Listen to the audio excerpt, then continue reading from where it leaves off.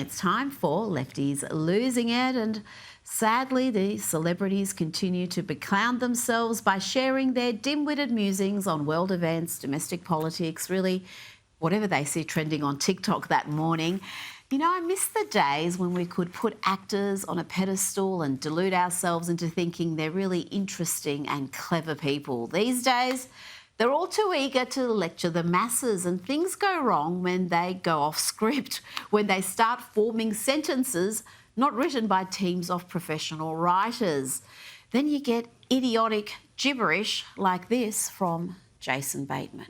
Do you think Trump would have gotten the same number of votes if the people who voted for him had access to or the curiosity to seek out and find the truth, because they're not getting the truth over on Fox? Oh, the sweet irony. A clearly clueless, brainwashed Hollywood clown bemoaning other people being misinformed. And fancy saying that to MSNBC's Nicole Wallace, among the worst of the activists in the mainstream media.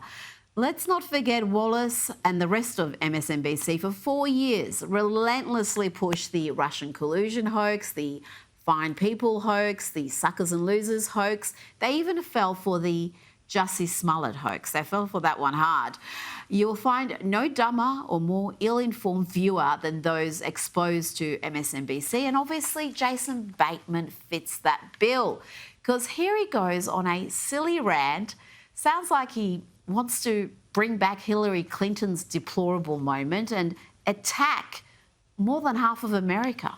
At what point, if ever, do you think the story would change from reporting on the outrageousness of Trump and his actions, his decisions, his words, and instead move to the people that have voted for him twice? And I know that goes back to the whole story of deplorables, and like as soon as that happened, everyone just backed off and don't ever talk bad about, you know, America and the 80 million. But he's never changed. Like, he's always been the same. He didn't do a 180 and dupe everybody when he got to the White House.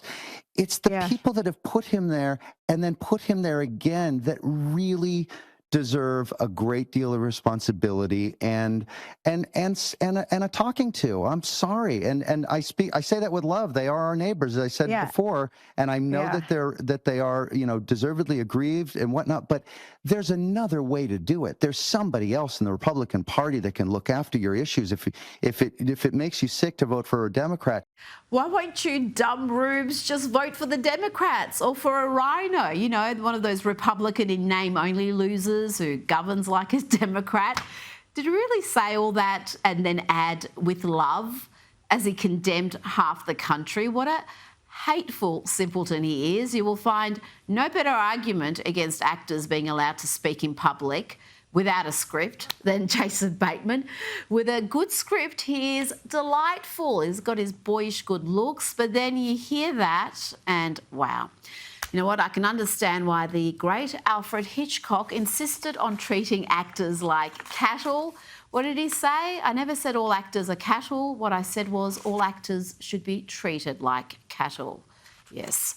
And I've got another example of actors making fools of themselves tonight, but let's just focus on MSNBC's Nicole Wallace for a second, because she is scared, she is gutted, and she's full of anguish for, you guessed it, gangbangers being deported to El Salvador.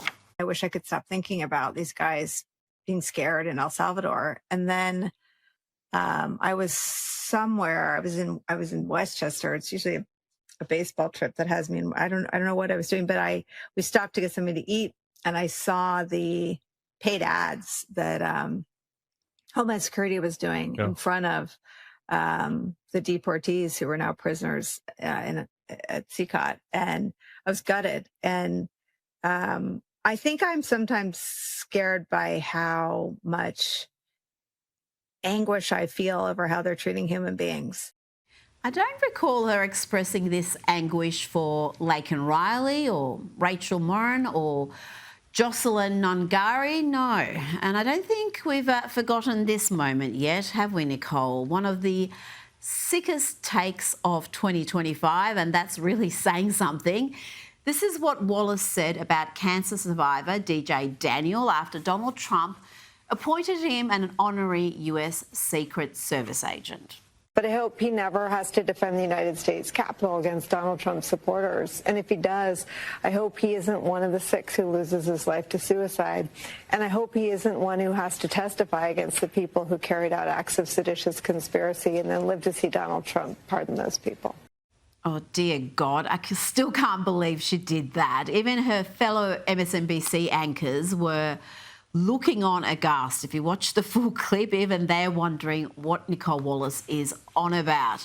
But let's get back to the actors insisting on forming complete sentences without the benefit of scriptwriters. Here is Charlize Theron giving a lecture. It's short on facts, but big on hyperbole and fear-mongering.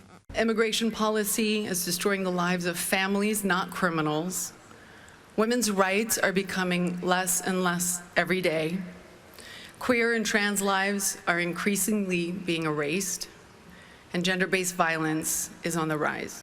Now to our favourite trans activist, and this time he's triggered by a Bible verse on his fast food packaging. Really don't like that it put a Bible verse on my food without my consent. I don't want to eat John 3:16. Get your John 3:16 out of here.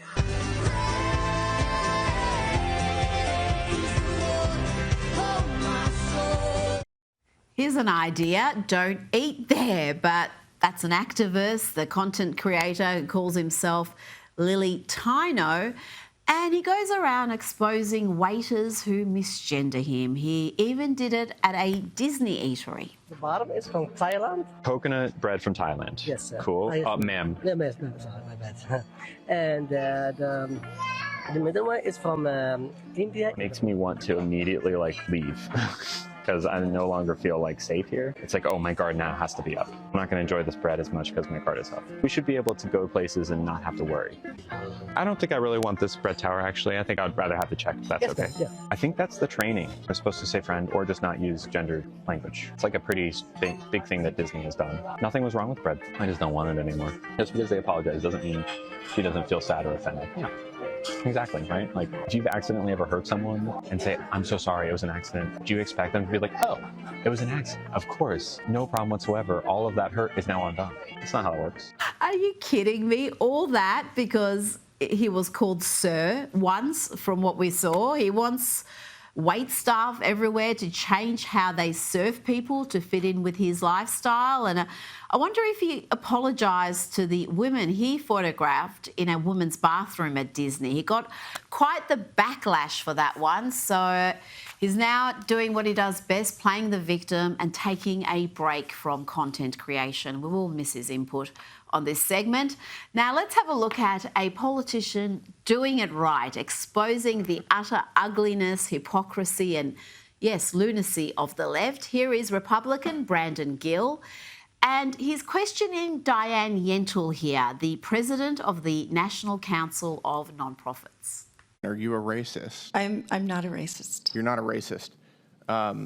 Particularly interesting because according to one of your affiliate charities under your nonprofit umbrella, denial of racism constitutes covert white supremacy. Are you a covert white supremacist?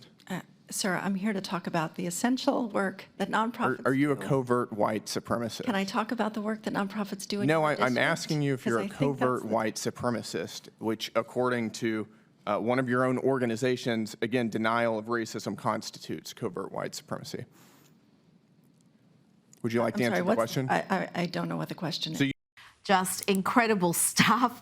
Damn them with their own words. These people can't even play by their own stupid rules. And watch as this leftist continues to flounder, refusing to answer the simple question, are you a covert white supremacist?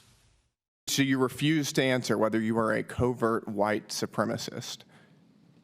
I am here to talk about the essential work that nonprofits do. If you'd like to ask me a question I am utterly about dumbfounded. nonprofits You are on in your record right now, and you will district or not say throughout that the you are not a country. covert white supremacist? I don't have a definition in front of me. I haven't looked at the definition. I'm not going to answer a question about my personal views. I'm here to talk about the work of nonprofit organizations. I want to give you one more chance to do this. Are you a covert white supremacist? Why are we so off track from the topic? I'm asking you a very straightforward question. I've heard your question. Thank you, sir. And you're not going to answer whether you are a covert white supremacist. I would like to answer questions about the work of nonprofit organizations. Thank you. That is really, really astounding. I can answer very directly that I am not a covert white supremacist, and I imagine all of my colleagues can as well. Joining me now is documentary filmmaker and journalist Ami Horowits. Ami, let's have a look at your possible new mayor in New York City, Zoran Mamdani. Here he is talking about growing up in a third world country while eating a rice dish with his bare hands. So the third holy grail of taboos in American politics, you have socialism, you have Islam, and then you have Palestine. And you are really going for the trifecta. Let's go, baby. Let's go. Tell me, why is Palestine a part of your politics? When you grow up as someone, especially in the third world, you have a very different understanding of the Palestinian struggle.